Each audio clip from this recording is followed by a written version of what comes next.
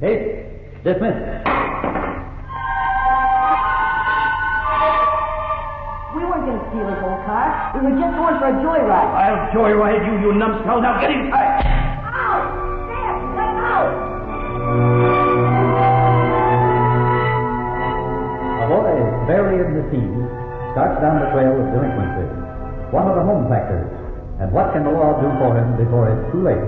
What can happen to have his case dismissed?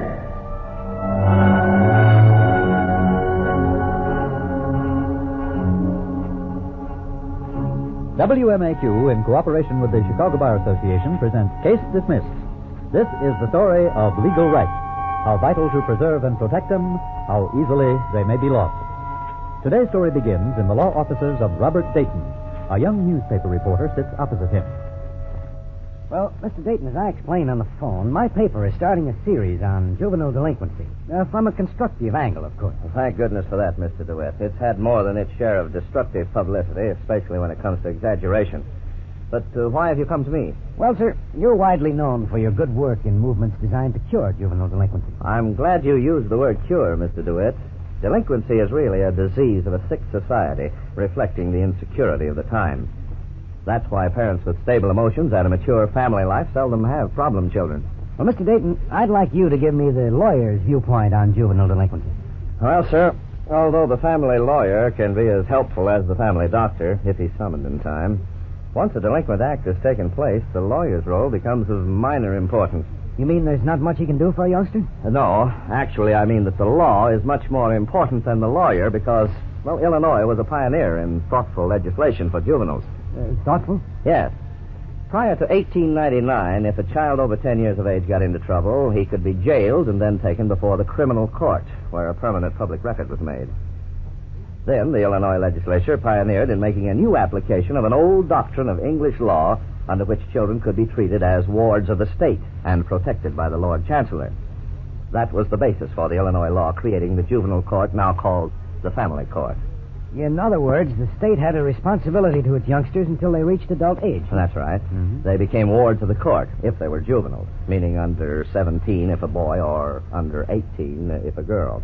Just what did this Illinois law do, Mr. Dayton? Well, basically, it changed the entire attitude toward young people who get into trouble.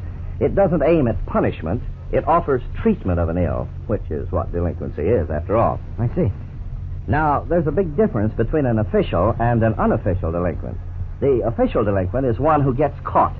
The unofficial delinquent is a member of a gang, what we call a natural play group, which indulges in delinquent acts, anything from skipping school to vandalizing homes and classrooms, and from running away from home to sexual misconduct or stealing cars.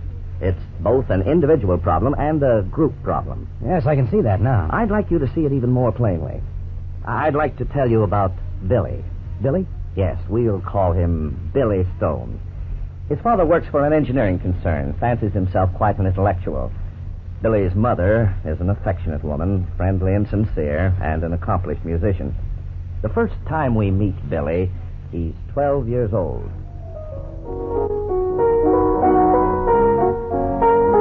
Lydia! Yes, Carl? Would it be asking too much for you to cease that infernal racket? But, Carl, I get so little time at my piano. The evenings... That's the way we'll keep it, Lydia.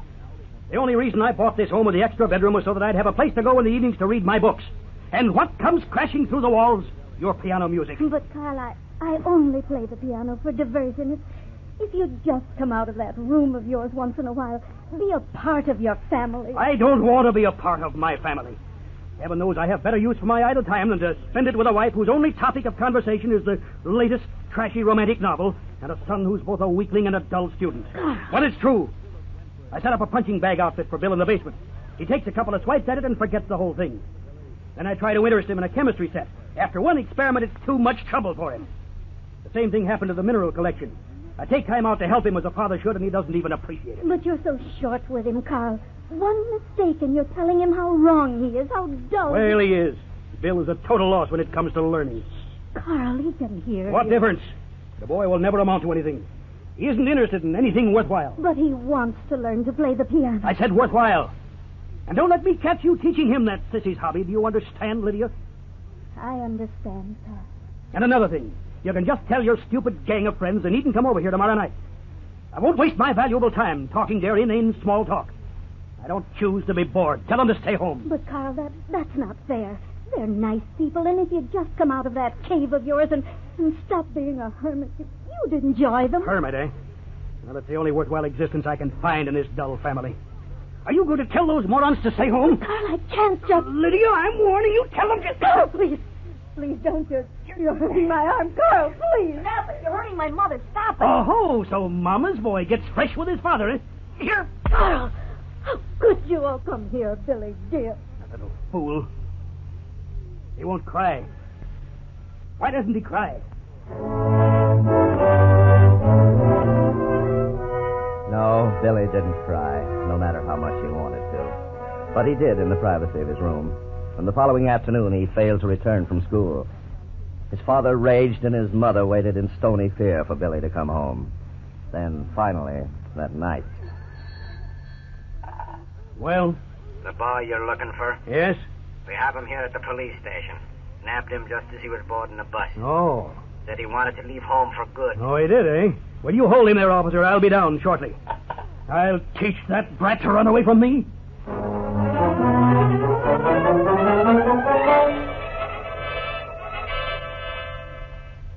Billy's father taught the boy in no uncertain terms. His mother stood by, broken-hearted, unable to stop him.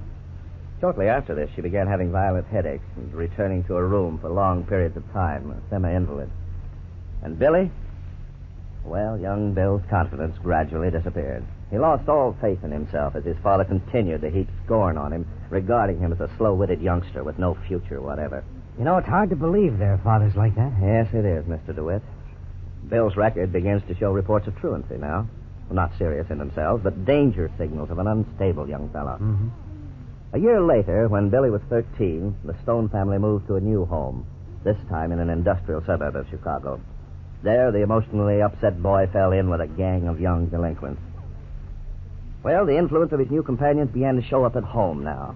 Vulgar language and more defiant attitude, a secretive, evasive manner. He began using every trick he knew to stay out later and later with his gang. His mother became more upset, and his father more viciously domineering than ever before. Trouble was in the air, and it wasn't long in happening. Yes? Oh, it's you, Mr. Gardner. Is this your boy, Stone? Billy? Yes? What's he been up to? Plenty. I caught him with another kid driving off with my car. The other kid got away. They were stealing the car. What? We weren't going to steal his old car. We were just going for a joyride. I'll joyride you, you numbskull. Now you get inside. Ow! Got it out! Inside there. I'll take care of you later.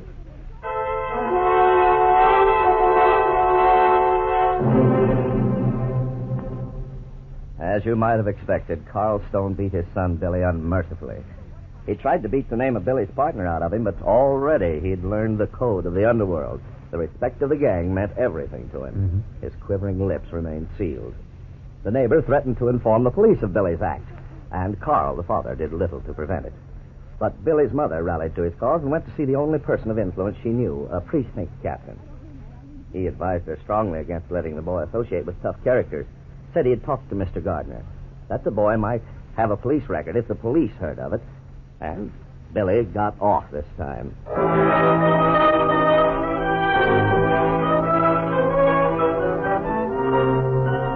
His few remaining privileges taken away by his father, Billy's existence at home became more and more bitter. To make matters worse, the domestic discord between father and mother increased. Billy turned more and more to his gang, and he began using every ruse in the book to get out of his house and join them in the evening. Sometimes he succeeded, but often his father discovered the secret and thrashed him for it. Kept close to home, Billy found little to occupy his idle hours. To encourage his interest in music, Lydia Stone bought a phonograph for her 13-year-old son and warned him to play it in his room only when his father wasn't home. Billy did his best, but one day he slipped.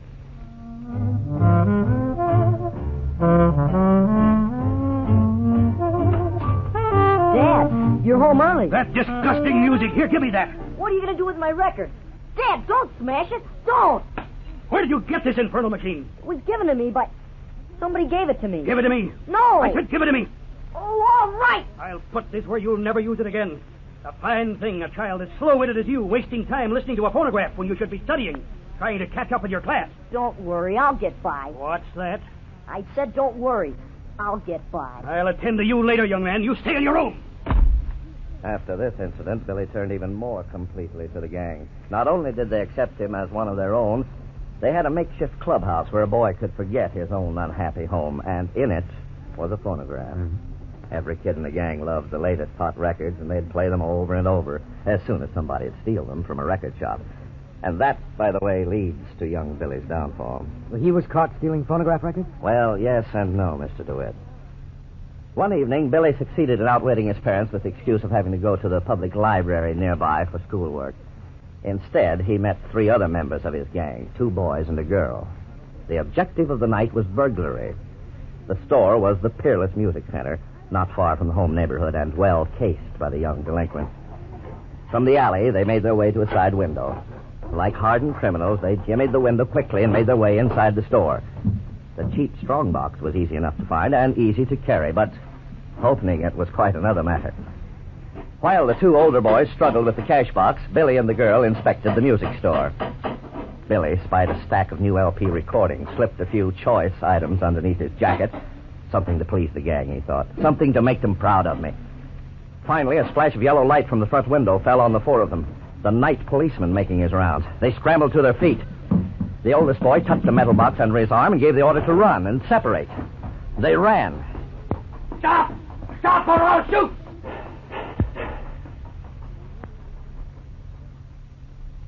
Billy Stone ran all the way home, then paused outside to catch his breath before entering, fearful of causing suspicion. Then he went in and headed straight for his room and his bed. His mother, ill as she was so frequently, lay asleep in her room. Billy's father, by himself with his books as always, heard the boy enter and was content with that. And Billy was frightened. He lay there in the dark, half expecting to see a policeman enter his bedroom, tense for the ring of the doorbell. But it didn't happen until the following morning, a Saturday. Are you Mr. Carl Stone? Yes, officer. You have a son, Billy Stone? That's right. What's he done, officer? I wonder if I could see him, sir. I'll get him, officer. What's he done? Well, there's been a burglary in the neighborhood, sir. We only know he's been seen with a bad bunch of kids. I'd like to question him, please. Certainly. I'll go get him right away, officer. The police officer questioned Billy at length about his friends and his activities of the night before, but he learned little. It was incredible that a 13-year-old child could be so steeped in the code of the criminal. But the officer wasn't taken in. He knew his juvenile delinquents, and so he took steps to double-check Billy's story. Billy, I found these phonograph records in your room. Where did you get them, son? Well, tell the officer, or I'll... Take it easy, sir. Billy, where did you get these records? A friend gave them to me. I see. When did this friend give them to you? Well, I think it was about a month ago. Who was this friend, son? Well, I don't know. It was Charlie. Charlie Smith. You're lying. You don't know any Charlie Smith. How do you know? You don't know any of my friends, Dad. You don't know anything about me. I'm sorry, Billy, but these records aren't a month old. They have the Peerless Music Center stamp on the back of the album. You see, they were taken from the Peerless Music Center last night, weren't they, son? Well, speak up, answer the officer. Billy, you're going to have to come with me. I suppose you're taking him to the police station? No, sir. I'll take him to the Juvenile Detention Home intake.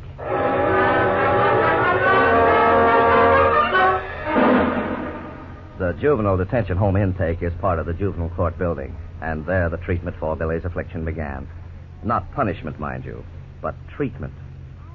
These are friendly, well-trained social workers who toil only for Billy's betterment, in a quiet, confidential way at all times.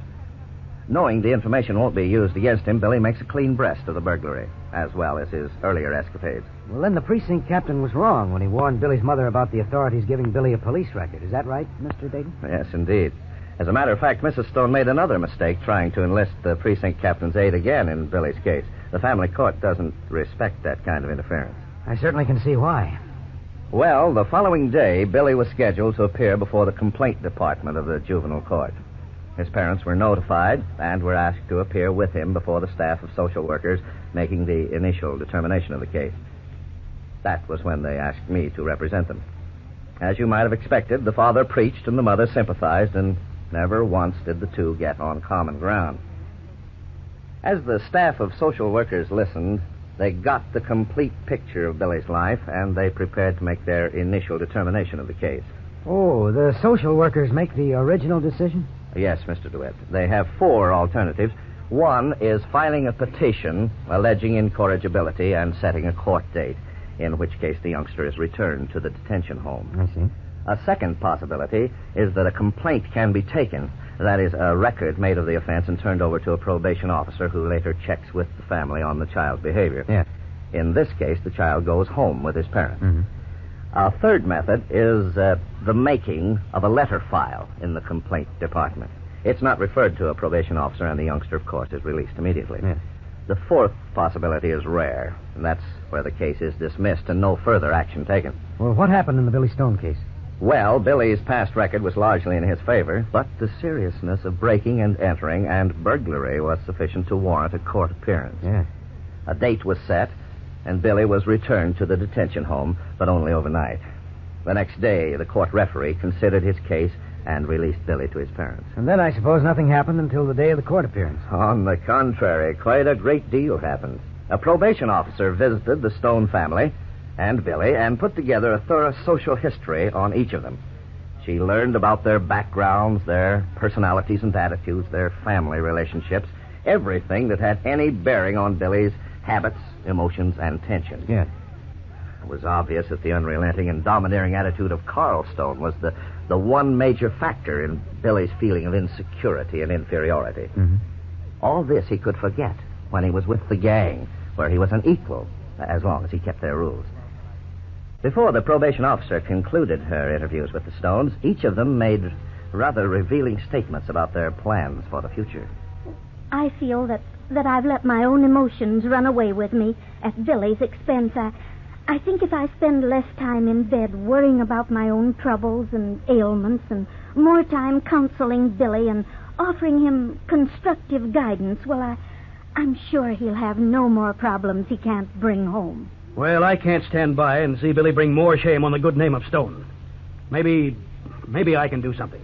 I'll try to extend myself a little in an attempt to understand the boy. I give you my word on that. I know I've done wrong, sir. And honest, it isn't fun stealing and things like that. The fun is just belonging to the gang. I think most of the kids feel the same way. After a while, you get the idea that you can't stop it. I think if they all had a chance to start over, they'd be pretty good kids. And what about you, Billy? You can count on me, ma'am. I've learned my lesson, and I'm going to mind my parents and behave from now on. I won't be getting into trouble again, ma'am. The probation officer took a favorable view of the future as she prepared her report for the family court judge.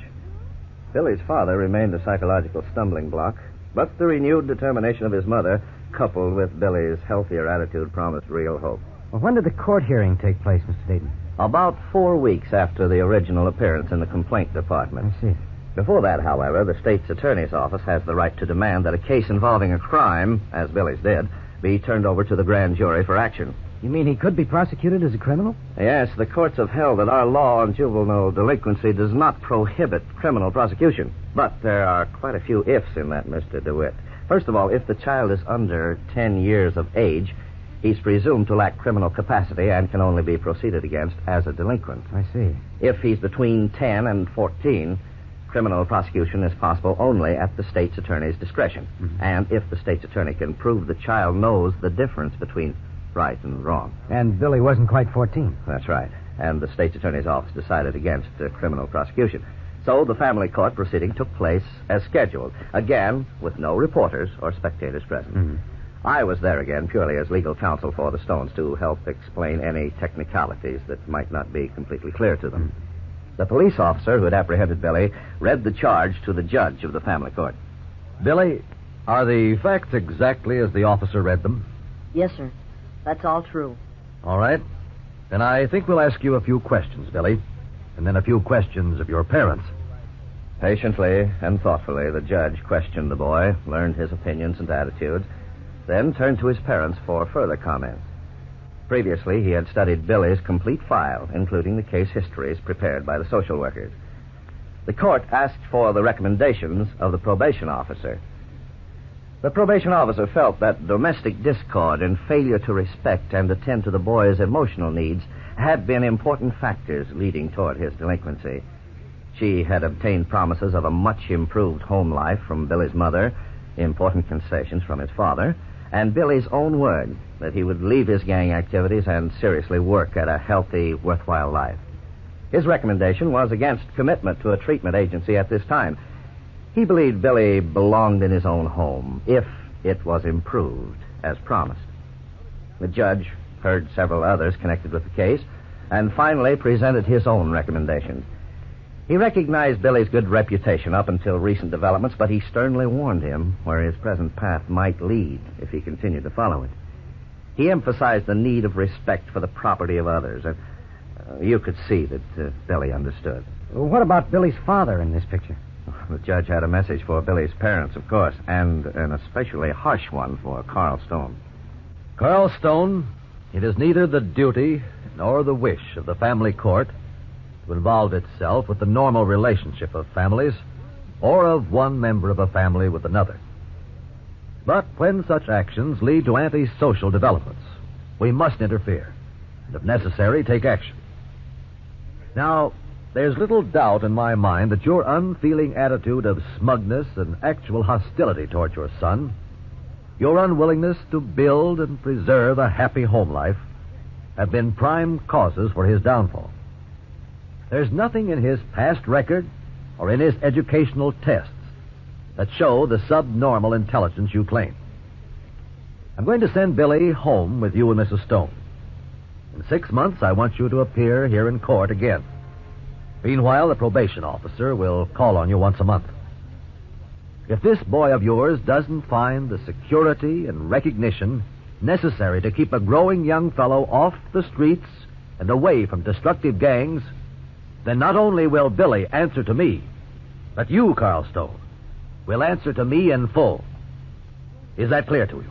Yes, Your Honor.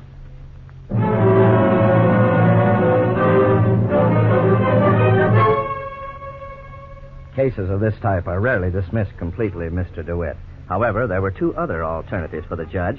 He could have committed Billy to the newly organized Illinois Youth Commission for further study of his case and possible commitment to the Illinois Training School at St. Charles. Or he might have referred Billy to a special school or farm for a period of time with Billy's parents paying the cost. Well, did his decision to send Billy home work out? Yes, it did, Mr. DeWitt. Billy straightened out wonderfully, and most of the thanks goes to Mrs. Stone, who had developed his home life and training.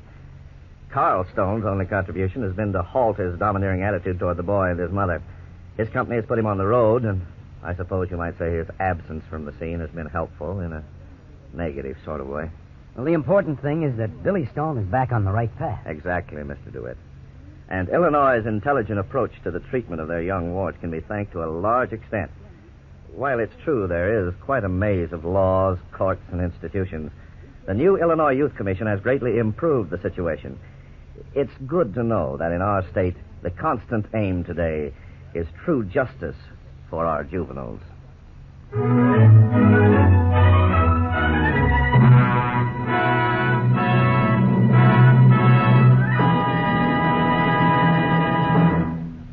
Now, here to comment on today's story is your counselor, Dean John C. Fitzgerald of the Loyola University Law School.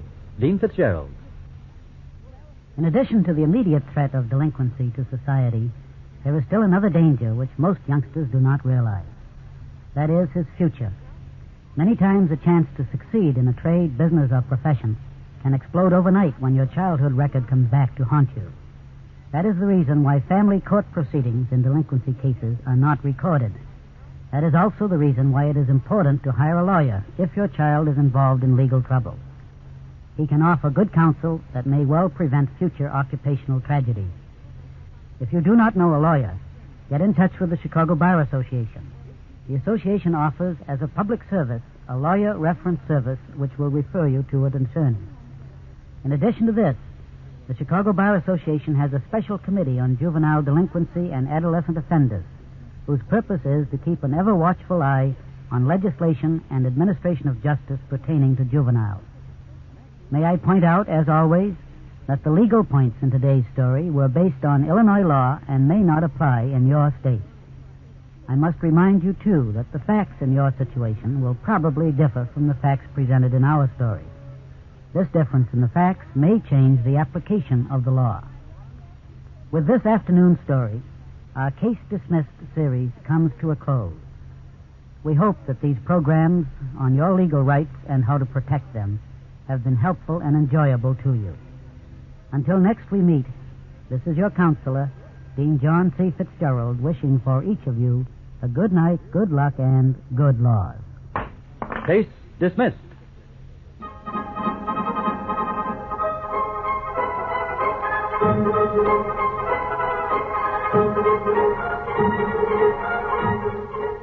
Case Dismissed has been written by Robert Carmen and is based on information supplied by the Chicago Bar Association and its lawyer members.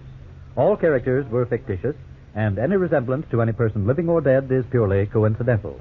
Members of the cast were Gretchen Thomas, Stanley Gordon, Jack Lester, Harry Elders, Carlton Cadell, and Jerry Garvey. Case Dismissed is produced by Betty Ross. Direction is by Herbert Lateau. Musical effects were transcribed. Sound by Tom Evans. Engineering by Dan Hozak. This is Lee Bennett speaking on behalf of the Chicago Bar Association and station WMAQ, thanking you for listening to our broadcast and for your letters and comments about the series. We hope you'll join us again next fall when we hope to bring you more stories about your legal rights on Case Dismissed.